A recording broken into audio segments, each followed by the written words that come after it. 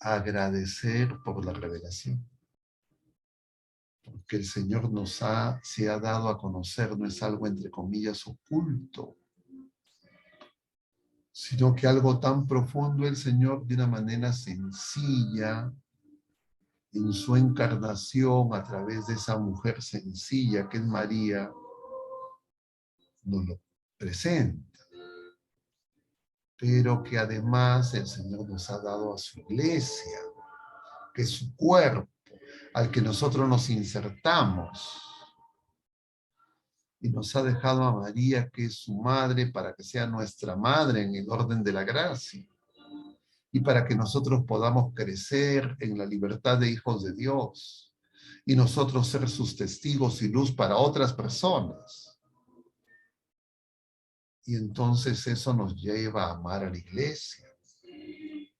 Nos lleva a amar a ese amor inmenso del Señor y desear corresponder.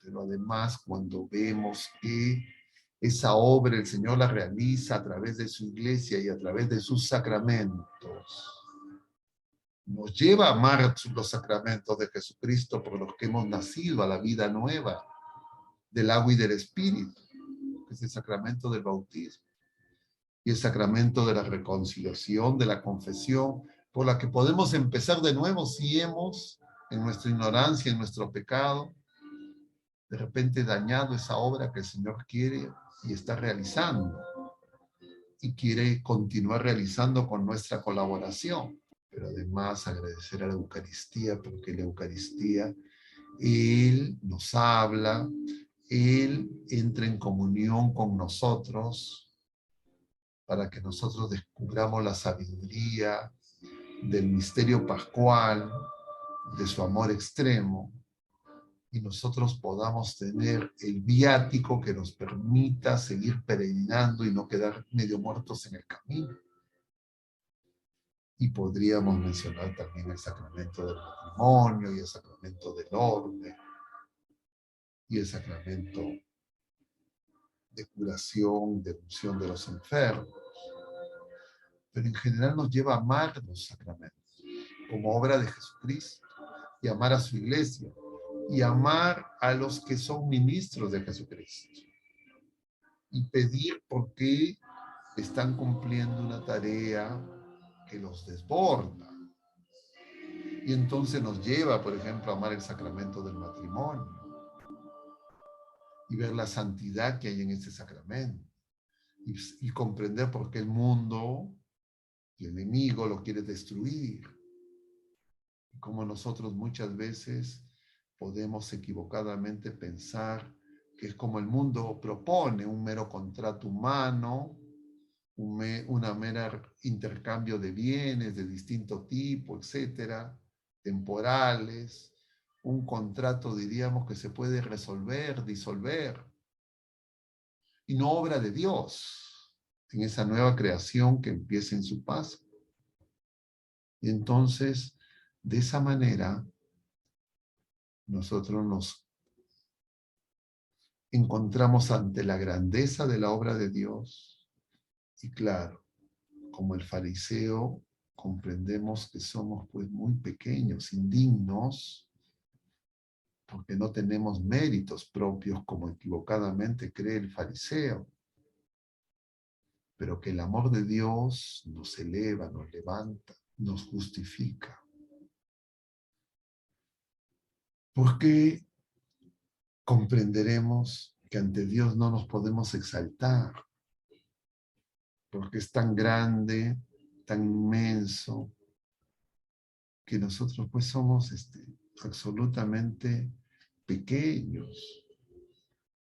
Y entonces eso nos ayuda para crecer en una virtud que es necesaria para la relación con Dios, que es la humildad, pero que el mundo no conoce, porque el mundo nos habla de ser orgullosos, y entonces por todas partes se busca la vanagloria, y es justamente de lo que nos hablaba el pasaje del día de hoy, en el capítulo 5 de San Juan, en el Evangelio que hemos contemplado este jueves cuarta semana del tiempo de Cuaresma. Jesús está en Jerusalén, ha curado un paralítico y están discutiendo con él. Y el Señor les va a decir, ustedes no conocen el amor de Dios. Ustedes ni siquiera siguen a Moisés. Ustedes no buscan a Dios, buscan las glorias humanas. Y es que justamente cuando nosotros nos quedamos solamente en lo temporal, en lo pasajero, en las cosas de este mundo, no levantamos nuestro corazón y no comprendemos la grandeza de nuestro ser, nos quedamos en el suelo, en el zócalo, y entonces nuestra oración se hace una oración meramente utilitaria. Y entonces ese camino de conversión a Dios, a nosotros mismos, al plan original y al designio providente de Dios, y a esa relación de amor con las otras criaturas humanas a la que el Señor quiere que lleguemos. Entonces nos damos cuenta pues que nos hemos equivocado muchas veces, que el mundo nos confunde, que el mundo busca que engañarnos y que nosotros necesitamos empezar de nuevo y sabiendo en quién ponemos nuestra confianza, quien ha manifestado ese amor extremo. Y entonces descubriremos finalmente, para no extenderme más y poder dar la oportunidad de un espacio de intercambio, que en realidad dentro de nosotros tenemos un fariseo escondido, tenemos un publicano, porque para el Señor ninguno de nuestros pecados es oculto. Para Él todos nuestros pecados son están visibles. Claro, no todas las personas con las que nosotros nos relacionamos, las criaturas humanas, pues, conocen todos nuestros pecados. Y a veces ni siquiera nosotros mismos. Pero si comprendemos que el Señor viene justamente a curarnos y a sanarnos, a liberarnos de los efectos destructivos del pecado, entonces vamos a Él con confianza. Y entonces descubriremos nuestros pecados, porque ante Él todos son públicos, son manifiestos.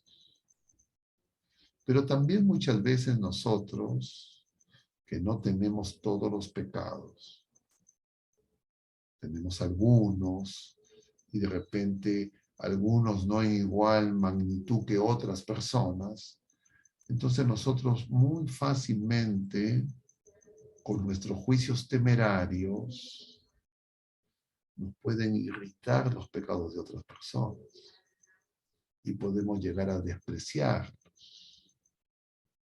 Y entonces no darnos cuenta que todo eso el Señor lo quiere curar, sanar. Y entonces muchas veces eso nos divide e impide que nosotros amemos como el Señor quiere que amemos y que perdonemos como el Señor quiere que perdonemos. Y por eso es que el mundo busca que polarizar y dividir. Y para eso se vale del deporte, para eso se vale de la política, para eso se vale de los intereses pasajeros de distinto tipo, económicos, políticos, culturales. Pero en realidad en lo que estamos unidos es que somos pecadores, redimidos y llamados a participar de la victoria de Jesucristo. Y que si es que nosotros tomamos conciencia de esa verdad de nuestro ser personal, y que para el Señor no hay nada imposible, y somos capaces, con la oración de nuestra Madre Santísima, de empezar de nuevo y decirle sí al Señor, quiero que se haga tu voluntad. Entonces nosotros podemos ser renovados y descubrir la alegría pascual en estas fiestas que una vez más el Señor nos invita a celebrar, y no nos quedaremos como ese hermano mayor de la parábola de los dos hermanos, del Padre Misericordioso, del Hijo Pródigo en sus distintos nombres que veíamos el domingo pasado.